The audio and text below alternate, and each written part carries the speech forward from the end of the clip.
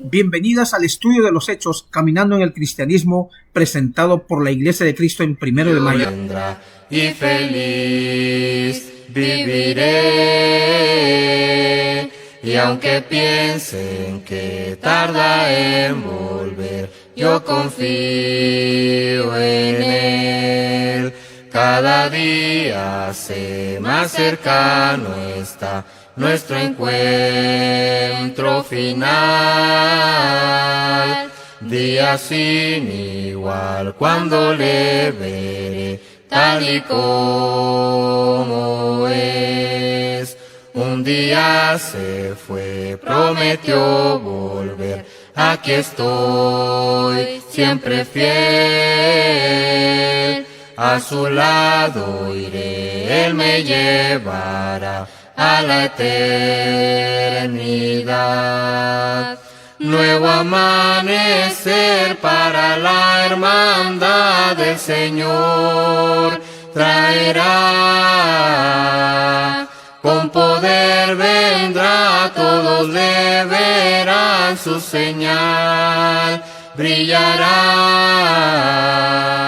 Entre nubes y ángeles también anunció que vendrá.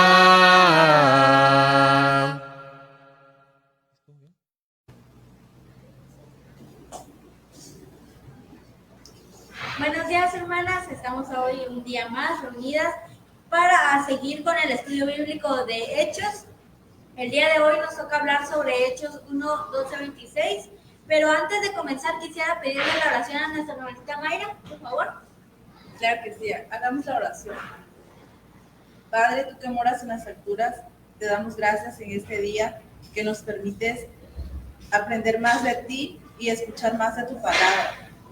Te pedimos igual que nos hagas mujeres sabias y obedientes a ti, Padre, que lo que hoy veamos y aprendamos de tu palabra se nos quede grabado en nuestro corazón y lo llevemos siempre para nuestra vida. Todas estas cosas te las pedimos en el nombre de Cristo Jesús. Amén. Amén. Bueno, antes de que se me pase, perdón, yo soy la hermana Melanie. Mayra. Judith. Bueno, y nosotras tres vamos a ser las encargadas de hablarles de Hechos 1, 12 al 26. Como contexto general tenemos que el libro de los Hechos fue escrito por Lucas, bueno, en su mayoría, ya que él también escribió un evangelio que lleva su mismo nombre. Y este libro narra la historia de la iglesia primitiva, como vimos desde la ascensión de Jesús hasta la expansión de la iglesia por todo el Imperio Romano. En Hechos 1, que ya habíamos visto en clases anteriores, Jesús asciende al cielo y los discípulos se preparan para recibir al Espíritu Santo. En estos pasajes que vamos a ver a continuación, vemos cómo el grupo de creyentes se unen en oración para buscar la sucesión de Judas. Bueno, le cedo la palabra a mi hermanita Mayra. Claro que sí. Yo les leeré la reunión del aposento alto, Hechos 1, del 12 al 14. Entonces volvieron a Jerusalén desde el monte que se llamaba del Olivar, el cual está cerca de Jerusalén, camino de un día de reposo. Y entrados subieron al aposento alto, donde moraban Pedro, Jacobo, Juan, Andrés, Felipe, Tomás, Bartolomé, Mateo, Jacobo, hijo de Alfeo, Simón el Celote y Judas, hermano de Jacobo. Todos perseveraban unánimes en oración y luego con las mujeres y con María, madre de Jesús, y sus hermanos. Bueno, lo que nos trata de decir que los discípulos regresaban del Monte de los Olivos a Jerusalén. Se reúnen en el aposento alto Pedro, Juan, Jacobo, Andrés, Felipe, Tomás, Bartolomé, Mateo y el hijo Jacobo, hijo de Alfeo, y Simón el Celote, Judas, el hijo de Jacobo. Nos comentan también la palabra que dice que todos, que también había mujeres, y entre esas mujeres estaba María, madre de Jesús, y los hermanos de él. También que ellos perseveraban unánimes en oración, y todos creían, eran creyentes todos. Bueno, como siguiente punto vamos a tener la explicación de Pedro sobre la traición de Judas, que es específicamente Hechos 1 del 15 al 20. Bueno, comenzando el 15 dice, en aquellos días Pedro se levantó en medio de los hermanos y los reunidos eran como 120 en número y dijo, varones hermanos, era necesario que se cumpliese la escritura en que el Espíritu Santo habló antes por boca de David acerca de Judas, que fue guía de los que prendieron a Jesús. 17. Y era contado con nosotros y tuvo parte en este ministerio. 18. Este pues con el salario de su iniquidad adquirió un campo y cayendo de cabeza se reventó por la mitad y sus entrañas se derramaron. 19. Y fue notorio a todos los habitantes de Jerusalén de tal manera que aquel campo se llama en su propia lengua Aceldama, que es campo de sangre. Porque está escrito en el libro de los Salmos, sea hecha desierta su habitación y no haya quien more en ella, y tome otro su oficio. Bueno, de aquí yo quiero destacar varios puntos específicos. El primero era que Pedro hablaba como un líder ante unas 120 personas. No era un número exacto, era un número aproximado. La Biblia lo dice como unas 120. En el siguiente punto tenemos que se explica la traición que Judas cumplió en la Escritura. Mateo 26, 20, 25, tenemos que dice, cuando llegó la noche se sentó a la mesa con los 12 y mientras comían dijo, de cierto os digo que uno de vosotros me va a entregar. Esto haciendo referencia a que Jesús estaba hablando con el resto de los discípulos. Y entristecidos en gran manera comenzó cada uno de ellos a decirle, ¿soy yo, Señor? Entonces el 23 dice, entonces él respondiendo dijo, el que me meta la mano conmigo en el plato, ese me va a entregar. 24. A la verdad el Hijo del Hombre va, según está escrito de él, más hay de aquel hombre por el Hijo del Hombre es entregado. Bueno le fuera a ese hombre no haber nacido. Bueno, aquí tenemos una pequeña explicación, un pequeño contexto de qué fue lo que pasó en esta escritura. Y me llama la atención un pedazo que dice, con el salario de su iniquidad adquirió un campo. ¿A esto qué se refiere? ¿Qué iniquidad y cómo es posible que alguien ya muerto haya adquirido un campo? Bueno, eso lo vamos a ver, porque se refiere a las 30 piezas de plata que Judas recibió por traicionar al Señor. Lo vemos en Mateo 26, 14 al 16, creo que no es necesario leerlo, todos conocemos esa historia. Sin embargo, él devolvió el dinero a los sacerdotes. Estamos en lo correcto, ¿no? Sí, él lo devolvió, como lo dice en Mateo 27, versículo 3 al 5. Sin embargo, ellos usaron esas monedas para comprar un campo que se llama Aceldama, cumpliendo así la profecía de Zacarías 11, 12 al 13, que nos dice... Y fue deshecho en ese día, y así conocieron los pobres del rebaño que miraban que era la palabra de Jehová. Y les dije, si os parece bien, dadme mi salario, y si no, dejadlo. Y pesaron mi salario por 30 piezas de plata, y lo echaron al tesoro. Bueno, aquí ya tenemos tres puntos importantes. Pedro como líder, se explica la escritura, y también se explica lo de cómo Judas adquirió un campo. Bueno, ahora, cayendo de cabeza se reventó por la mitad y todas sus entrañas se derramaron. Así se describe la historia, la muerte de Judas. Pero nosotros diríamos, bueno, ¿qué no Judas se colgó? Como lo vemos en la imagen. Sí, Mateo 27:5 dice que Judas ahorcó verdaderamente. Sin embargo, Hechos 1:18 agrega que su cuerpo, probablemente tampoco tenemos la certeza de que esto haya pasado como se nos estoy narrando. Sin embargo, su cuerpo dice que se cayó y se abrió y todas sus entrañas se desparramaron. Esto tiene dos explicaciones científicas o médicas, como quieran verlo. La primera es que pudo haber sido por el peso del cuerpo, el árbol ya no resistió, cayó y puede que sus entrañas se derramaron. O bien se pueda deber a una descomposición del cuerpo post-mortem, es decir, después de cierto tiempo de haber muerto, el cuerpo en su estado mismo de descomposición se pudrió, por así decirlo, se cayó y se reventó. Ahora, tenemos otros dos puntos que, siguiendo con la escritura que nos dice, sea hecha desierta su habitación y no haya quien more en ella. Esto viene del Salmo 69:25, que es un salmo donde David clama a Dios por venganza contra sus enemigos. Y Pedro enfoca este versículo a Judas, que fue un enemigo de todo lo que hemos estado viendo, indicando que su lugar entre los apóstoles estaba vacío, por lo tanto necesitaba ser rellenado, por así decirlo. Y o tome otros oficios, tomado de Salmo 109.8, indicando que alguien debe indicar el puesto. Si han leído ese pasaje, es un clamor de venganza. Entonces, en este dice que mi enemigo sea desterrado y que alguien más tome su oficio, así como su descendencia sea nula. Entonces, asegurando que la continuidad del liderazgo debería preservarse. Y en eso vamos con la siguiente parte que nos trae la hermana. Gracias. Ahora vamos a ver los versículos del 21 al 26, que es la elección del nuevo sucesor de Judas, ¿verdad?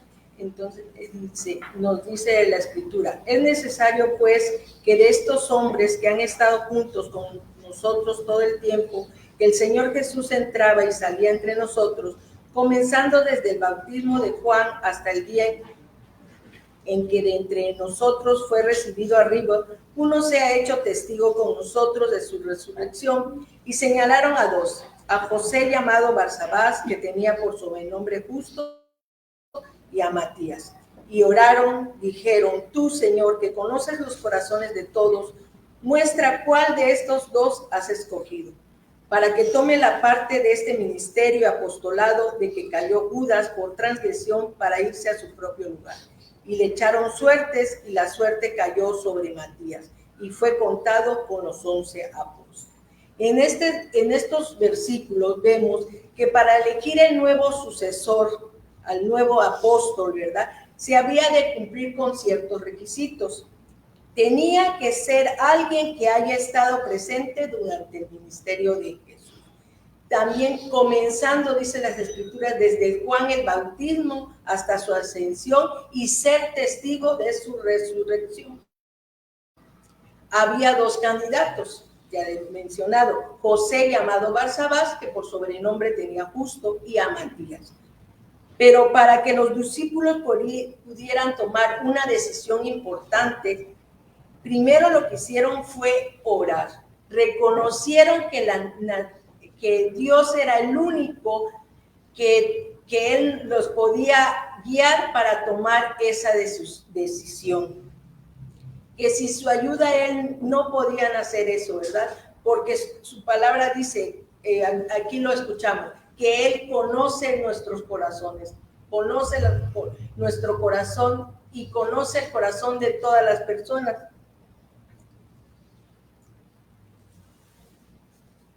Y también pidieron su guía, su dirección, para que les mostrara cuál fuera el elegido. Y le echaron suertes, dice, a los dos, ¿verdad? Y la suerte cayó en Matías. Que ustedes dirán, ¿qué es echar suertes? Bueno, la práctica de echar suertes era una tradición judía. Y esa tradición judía era, primeramente era para tomar buenas decisiones, menciona. Y el echar suertes se menciona 70 veces en el Antiguo Testamento y 7 veces en el Nuevo Testamento. A pesar de estas referencias bíblicas, ¿verdad?, no explica la palabra de Dios en la Biblia, no explica qué era echar suertes. Tal vez podían utilizar piedras, palos, monedas.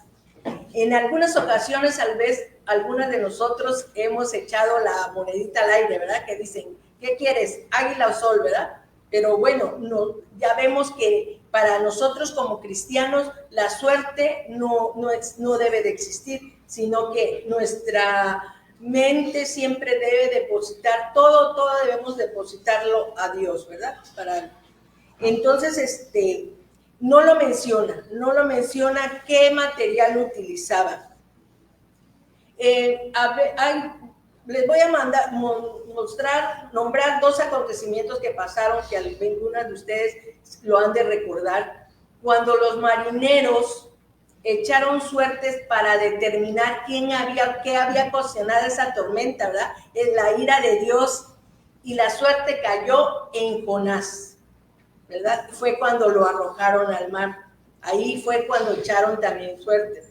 Otra de las, echar las suertes se había convertido también como en un juego, y vamos a ver por qué.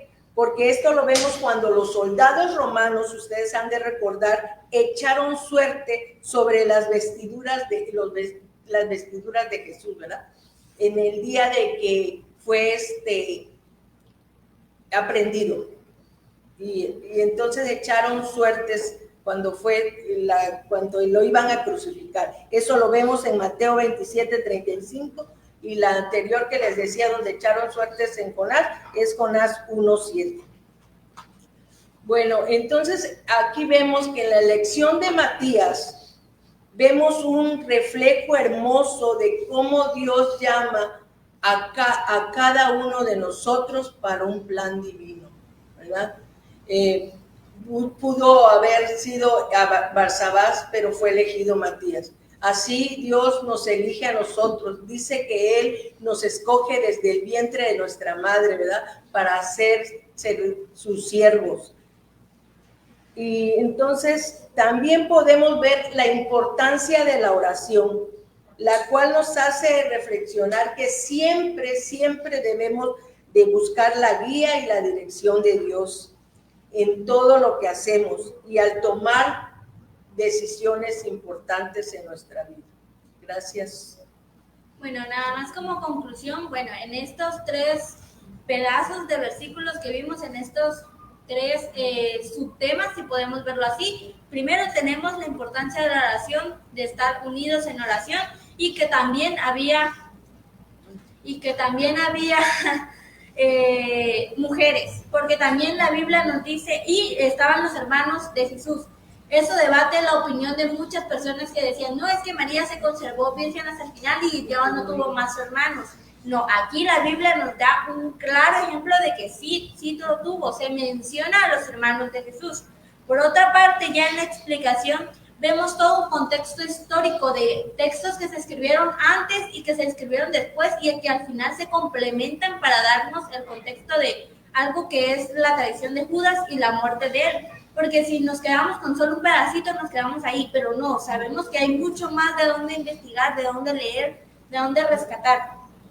Y por último tenemos la elección del nuevo apóstol, que como su aprendizaje final nos dio la hermana, es la importancia de la oración y cómo esta puede repercutir en las decisiones importantes que tomemos en nuestras vidas. Es decir, poner siempre a Dios delante y sobre todas las cosas. Y bueno, hermanitas, espero que les haya gustado, que les haya parecido interesante. Lo tratamos de hacer de la manera más didáctica posible. Esperamos también que les haya quedado un poquito más claro y que les ayude para que genere curiosidad en cada una de ustedes. Muchas gracias. Amén. Y bueno, la oración final la tenemos a cargo de nuestra hermanita Judith. Por favor, si nos dirige en oración. Inclinemos nuestro rostro en señal de reverencia y oremos. Amoroso Padre Celestial, que moras en las alturas de los cielos y en el corazón de cada una de tus hijas, mi Señor, gracias te damos porque nos permitiste aprender un poco más de tu palabra. Que esto que hayamos aprendido se nos quede grabado en nuestra mente y corazón y lo pongamos en práctica. Y muy importante que siempre nos dirijamos ante ti por cualquier decisión que tomemos en nuestra vida, mi Señor. Que tú seas nuestra guía, que tú nos dirijas a ser unas siervas dignas de ti, Señor. Gracias te damos por esta tarde y que bendice a cada una de mis hermanas aquí presentes, Señor, y sus familias, y que esta semana que está por iniciar, tú nos bendigas grandemente. En el nombre de tu Hijo amado, nuestro Señor y Salvador Jesucristo. Amén. Amén.